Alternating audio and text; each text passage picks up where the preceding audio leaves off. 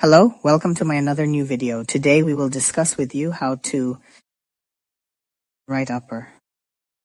We will do the MRA of the clavicle. So first of all, you can see a 3 o'clock match on the screen. DCS corona, DCS sagittal, and another image, axial. So we will take a twist. Yes, twist it. Then the protocol and this coronal image will become sagittal. And since here we can see pathology at 1 o'clock, should we take the whole thing, including the anatomy? We have done the planning following physiology and look at the parameters. There is a slab group, 1, and here FOV is 416. The phase is 75.0 and the slice thickness is 1.20, okay? I set the volume to 10, now let's continue. We will now administer the contrast.